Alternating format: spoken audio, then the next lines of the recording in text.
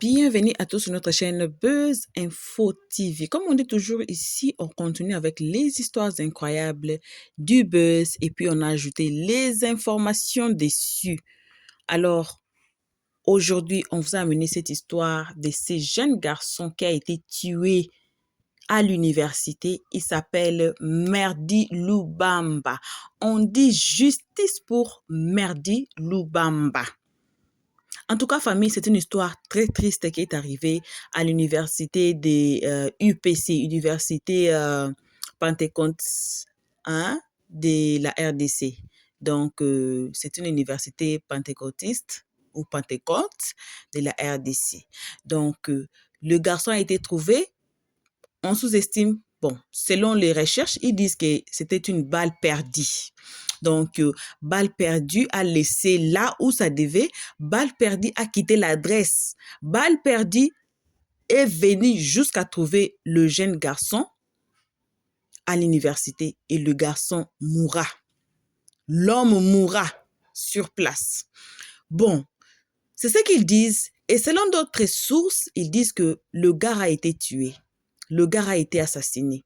Mais il n'y a pas encore trop des informations, sauf que il était décédé d'une balle perdue.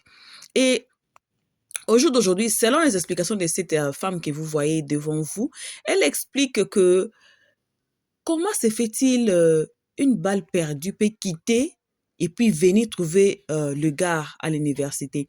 Pendant que nous tous on sait que l'université je me blessais, est un lieu sûr comme l'église, comme l'hôpital. Si vous vous trouvez à l'église, vous vous trouvez à l'hôpital, vous vous trouvez à l'université ou bien à l'école, c'est comme des endroits, on dit en anglais safe places, des endroits sûrs que vous vous assurez qu'il n'y a pas des armes blanches, il n'y a pas même des armes à feu. Mais le gars est décédé comment? À partir d'une balle perdue. Comment balle perdue? L'université si grande comme l'UPC. Comment balle perdue? C'est que ces balles perdues est sortie des dents ou comment? C'est ce que les gens se demandent. Ce sont les questions que les gens se posent. Comment une université comme l'UPC, très grande université comme ça, avec plein d'espace comme ça, comment une balle perdue peut quitter? Et où est-ce que c'est quitté à l'avenue? Où est-ce que c'est quitté ces balles perdues? Comme j'avais dit, certaines sources disent qu'il a été assassiné. Pourquoi? On ne sait pas. La fille ici explique que la ville de Kinshasa n'est pas vraiment, disons en anglais, a safe place ou bien... bon, comprenez mon anglais, hein, comprenez mon français, c'est beaucoup mélangé avec les anglais là parce que l'anglais là c'est trop beaucoup, tellement on a quitté les pays trop jeunes et ceux qui me connaissent dans notre chaîne Elios 13 au commencement, les gens se moquaient de mon français comme pas possible. Mais tellement que je travaille dans une compagnie là qui parle français, donc dans une compagnie canadienne, on est obligé à parler français. Donc, je me suis vraiment trop améliorée. Vraiment trop améliorée. Voilà, donc merci. C'était une parenthèse. Donc, merci. Donc, ce n'est plus sécurisé. Laissez-moi dire comme ça. La ville de Kinshasa n'est plus sécurisée. Apparemment, il y avait des Kuluna et puis les soldats se battaient avec les Kuluna comme toujours. Et la fille explique que si c'était à cause des Kuluna, vous les soldats ou bien vous les policiers, pourquoi pas vous cibler le Kuluna? Pourquoi pas vous tirer dessus directement? Pourquoi tirer en l'air? Oui, on comprend dans d'autres cas, c'est pour faire peur aux gens, mais quand vous vous trouvez, peut-être si c'était l'école, ils allaient peut-être prendre conscience, peut-être. Parce que l'université, c'est l'école, n'est-ce pas? C'est pas l'école qui est là.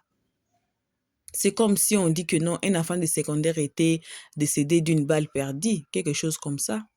Parce que c'est l'école aussi. Donc, ça fait trop mal. Et la fille explique qu'il y a dans d'autres quartiers, moi-même je suis de la RDC, il y a d'autres quartiers là où vous ne vous promenez pas. Donc, elle explique qu'il y a certains quartiers là, quand déjà c'est 16h, 17h, tout le monde se bloque à la maison. Tout le monde s'enferme à la maison. Pourquoi? À cause de l'insécurité. Donc, si vous imaginez 16 heures, moi je m'imagine ici 16 heures. Ici, oui, en Afrique du Sud, c'est très, très... La criminalité, on ne peut même pas approcher ça, je ne sais pas, la RDC, parce que ici même, là, je ne sais pas comment mesurer ça, mais quand même, on se promène 16h, 17h, on se promène. Je ne sais pas s'il y a des quartiers ici en Afrique du Sud qui, 16h, 17h, vous enfermez à la maison. C'est le cas que la fille ici explique en RDC, les cas présents en RDC. Donc, il y a de ces quartiers-là, comme elle a cité Matete, il y a de ces quartiers-là, à partir de 16h, 17h, vous avez tout fini, vous êtes à la maison. Si vous vous trouvez ailleurs, vous vous trouvez en dehors de votre maison, restez là-bas. Votre propre commune, votre propre endroit de rester, vous n'y entrerez plus. Si vous entrez à danger. On peut vous tuer, comme les criminels d'ici. Ils peuvent vous tuer à partir de votre téléphone. Ils peuvent vous tuer à cause des téléphones. Ils peuvent vous éliminer à cause de votre sac à main, votre propre sac que vous avez amené, que vous êtes sorti avec. Ils peuvent vous éliminer à cause de ça. J'essaie un peu de coder les mots, mais ça revient toujours. Parce que si vous avez vu dans nos 2 vidéos précédentes, la visibilité a été très restreinte. Pourquoi? À cause de la vidéo que j'ai mis et à cause des mots qui ont été utilisés dans la vidéo. J'ai essayé de couper même la vidéo parce que j'ai essayé de couper les injures pour couper seulement, pour couper le parti là, pour laisser la vidéo avoir des visibilités normales, mais ça a été justement restreint. Et l'autre vidéo là où j'avais sensibilisé, allez regarder les 2 vidéos si vous pouvez. Si vous ne pouvez pas, c'est bon, car même on a seulement publié pour publier les informations, parce que ce sont les informations. La vidéo de la fille qu'on avait mis avant la vidéo passée, c'était à cause de l'abus des jeunes filles. Les hommes qui prennent des petites filles et les abusent. J'espère que le mot ici ne va pas bloquer la visibilité de cette vidéo ici. Et la vidéo passée, c'est par rapport à ce qui se passe ici en Afrique du Sud. Ils ont bloqué la visibilité. L'homme là a été couché par terre. Bon, apparemment, il disait que non, on lui a empoisonné et tout, voici, voilà. Et l'homme là est couché par terre. Il était parti voler dans les magasins des étrangers. Et comme l'autre vidéo que j'avais mis, laissez-moi ne pas prononcer le mot, ce qui se passe en Afrique d'ici, et que ils volaient. Si vous voyez la vidéo, ils volaient même dans les shops. Ils ont pillé. Mais d'autres gens disaient dans les commentaires que la nourriture est empoisonnée. Comment se fait-il que quelqu'un peut laisser ses marchandises, le shop, et puis aller quelque part? Ça, c'était la nuit du 29 au 30. Dans les 30 qui nous avaient donné l'ultimatum là, les gens quittaient, ils ont laissé leur business, ils ont laissé tout et ils sont partis dormir d'autre part ailleurs, de peur qu'ils entrent la nuit ou bien le matin, de peur qu'ils les retrouvent dans les shops et les tuent. Parce qu'ici, on peut vous tuer pour, imaginez même pour votre propre téléphone, on peut t'éliminer pour ton propre téléphone. Alors pour un shop tout entier, cela c'est rien. Ils peuvent vous faire tout. Donc, c'est pour ça que les gens quittent. Mais YouTube a restreint la visibilité de ces 2 vidéos passées. En tout cas, si vous avez le temps, vous pouvez aller. Sinon, ne regardez pas. On continue avec cette histoire d'aujourd'hui de ces jeunes garçons, Merdi Lubamba. Alors, comme la femme ici, la fille ici disait que ce n'est plus sécurisant en RDC, d'autres quartiers, vous ne pouvez plus y entrer à partir de 16h, 17h. Imaginez même dans mon pays, là, 16h, là, c'est encore jour, ça fait encore jour. 17h, c'est encore, vous pouvez vous voir d'abord. Ce n'est même pas encore noir, mais c'est insécurisé à partir des 16h et 17h. Et elle a fait appel à la ministre, au ministre des Affaires intérieures. Oui, ici, on dira, ici en Afrique du Sud, on dira home affairs, hein, c'est elle qui s'occupe aussi des documents et tout, et tout, et tout. Et moi-même, j'ai fait appel au ministre de la Sécurité et aussi celle de la justice, celui de la justice, le ministre de la justice. On a été ici, Constant Moutamba était là, et les gens ont dit que non, lui aussi c'était un voleur, voici, voilà, qu'est-ce qui s'est passé, et tout, et tout, et tout, il a été arrêté. Mais je ne sais pas, vous qui êtes en Kinshasa, si vous êtes là, vous pouvez seulement nous dire dans les commentaires, expliquez-nous autant de Constant Moutamba avec les Koulouna. Parce qu'il y avait vraiment des bons soupçons que non, Constant Moutamba faisait très bien son travail, et les Koulouna ont diminué parce qu'il les exécutait. On vous amène quelque part là, on vous exécute tous. Le prison était vraiment vide. Pourquoi? Parce que si vous êtes Koulouna là, votre vie c'est fini. Si on vous attrape en tant que Koulouna, on vous attrape en tant que machette. En tout cas, on vous met en prison après quelques semaines, après 2-3 semaines là, on vous apporte quelque part, on vous porte quelque part et puis on part vous exterminer. Et il y avait des gens qui n'étaient pas contents, oui, toujours. On ne peut pas plaire à tout le monde. Et il y avait des gens qui étaient contents. Il y avait des gens qui disaient que oui, ça fonctionne. Donc, ça fonctionne. Avant Constant Moutamba, il y avait aussi un autre ministre qui faisait cela. Et puis, ils avaient empoisonné le ministre là. J'ai oublié son nom même. J'ai oublié son nom. J'ai oublié son... C'était Katakata, c'était qui là, comme colonel, si c'est colonel qui comme ça là, c'était pas un ministre, mais c'était un colonel, je pense, colonel, si c'est, j'ai oublié son nom, si c'est Katakata, si c'est qui là, j'ai oublié son nom, qui avait fait que la RDC a réduit le taux de criminalité, la RDC a réduit le taux de colonialisme, ça a réduit. Mais voilà ce qui est arrivé à Constant Moutamba. Là où il est, on ne sait même pas. Et récemment, j'avais vu des vidéos que non, il est décédé d'un nana. Bon, j'ai pas trop prêté attention car si c'était quelque chose vrai, on allait tous savoir, on allait tous vraiment, ça n'allait même pas rester en dessous du lit, ça allait même sortir haut et fort parce que c'était quelqu'un qui a touché le cœur du monde, qui a touché non seulement le cœur du Congolais, il a touché le cœur des Africains. Il a touché le cœur aux extrémités de la terre parce que les gens qui voyaient les vidéos ont été transférées et les vidéos ont été to translate. Translate là en français, on dit quoi encore? Désolé ma famille. Bon, comprenez-moi, translate. En anglais, le vidéo a été fait en anglais, en français et les gens, même les Haïtiens, même dans le monde entier, disaient que waouh, pourquoi les ministres là ne deviennent même pas présidents? Et voilà là où il est arrivé aujourd'hui. Alors, le Congolais, l'Afrique, le monde dit justice pour Merdi Lubamba. Ça peut arriver d'autres par ailleurs, on peut comprendre, mais pas à l'université. Pas à l'université. La fille ici évoque aussi une partie là où elle dit que si vous voyez les enfants des colonels qui viennent avec des armes, qui viennent avec des armes aux universités parce qu'on ne peut pas dire que ce n'est pas possible et ça peut être aussi possible. Et moi, je ne suis pas ni gauche ni à droite, je suis justement au milieu. C'est quelque chose de faisable. Et nous avons vécu dans notre pays les enfants comme elle a dit, les enfants qui ont tué des gens et ça s'est rien passé. Comme on dit toujours dans ma langue lingala, moi na mokonza kota kabolo côté. Donc peut-être c'est ce qui s'est passé. On ne sait pas. On va fouiller les sources, on va voir. Qu'est-ce qu'on peut avoir comme information sur la mort de Merdi Lubamba? On va voir et si on aura les informations, on viendra vous signaler ici. Qu'est-ce qui a causé sa mort? Est-ce que les enfants d'eux? Elle a aussi évoqué un point très important, très capital, sachant que si, c'est quelque chose qui se passe mondialement, hein? Moi-même j'ai vécu ça aussi, c'est quelque chose qui se passe mondialement.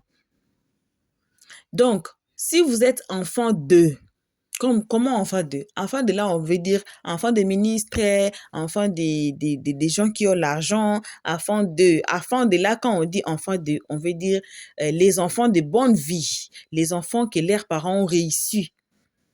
Si l'appel vient du côté de ces enfants-là, la police court toujours 1 minute, half a minute, la police est là. Et elle a cité le nom d'un enfant que la police a sauvé. Parce que c'était l'enfant d'eux. Elle a maintenant posé la question, elle a dit, pourquoi pas, quand la population fait appel, pourquoi pas vous venez au bon moment?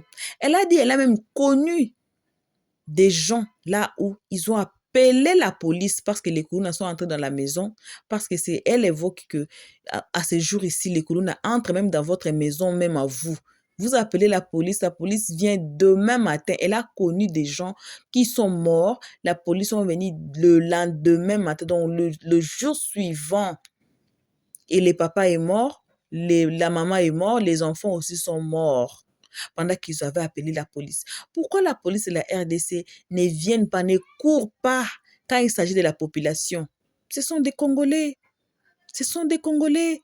Pourquoi la police ne court pas venir en aide? Il faut que vous soyez l'enfant d'eux pour qu'ils vous viennent en aide rapidement aussi possible.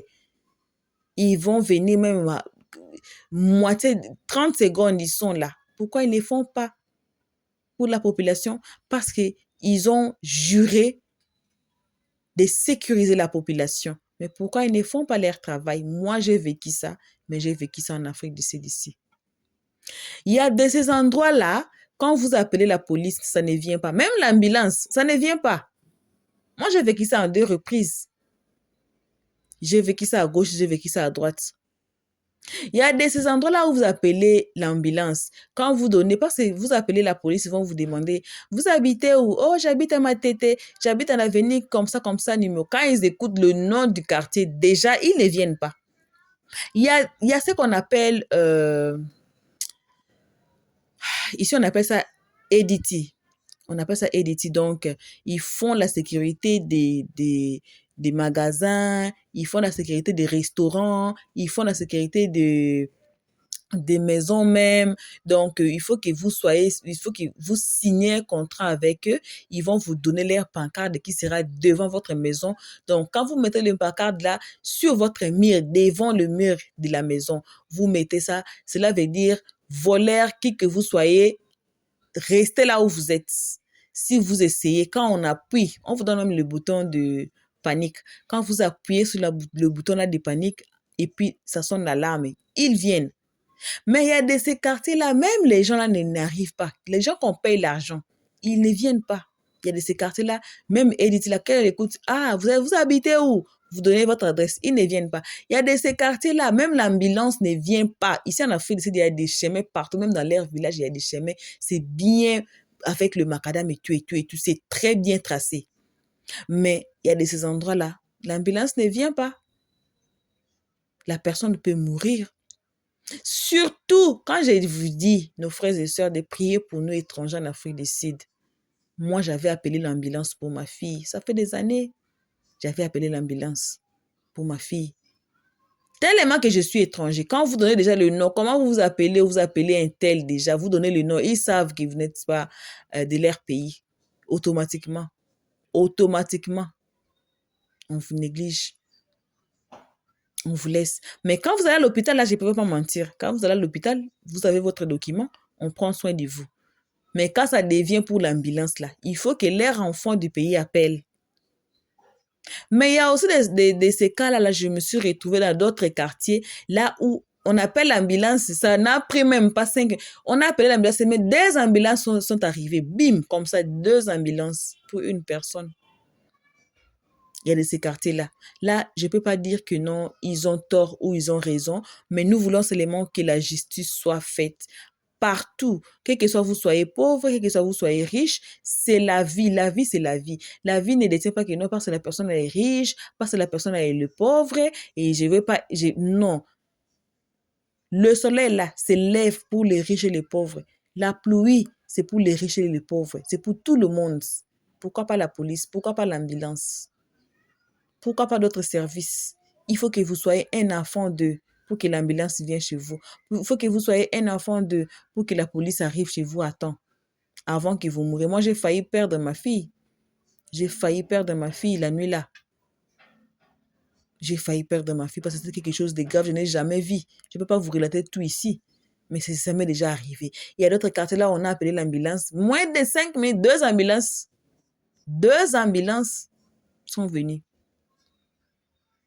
Donc, pour nous dire aussi, il faut faire des efforts dans la vie ici et savoir comment vous sauvegardez votre vie si l'ambulance ne vient pas, si la police ne vient pas. En disant quoi, c'est en Afrique du Sud ici. Il y a d'autres quartiers précaires, il y a d'autres quartiers qu'il faut s'abstenir, il faut rester dans d'autres quartiers là où même si c'est dur, mais oui, votre vie coûte plus. Oui, si en Afrique du Sud, on travaille pour eux. Comme ils disent que non, on est en train de voler leur travail, on est en train de voler leur argent là qu'on prend ici, ça reste ici dans leur maison parce que les maisons coûtent tellement cher que vous payez la maison, vous payez les transports, vous payez la nourriture, vous payez le courant et de l'eau. C'est fini, vous asseyez encore par terre. En attendant encore un autre mois, vous travaillez encore. On n'avance pas. On n'avance pas. À part cela, ils ne veulent pas dans leur pays. C'est pour ça que je dis toujours, hey, à partir de cette histoire-là, priez pour nous. Priez pour nous. Priez pour nous qu'on quitte les pays ici. Priez pour nous, qu'on aille quelque part. Comme j'avais dans les 2 vidéos précédentes que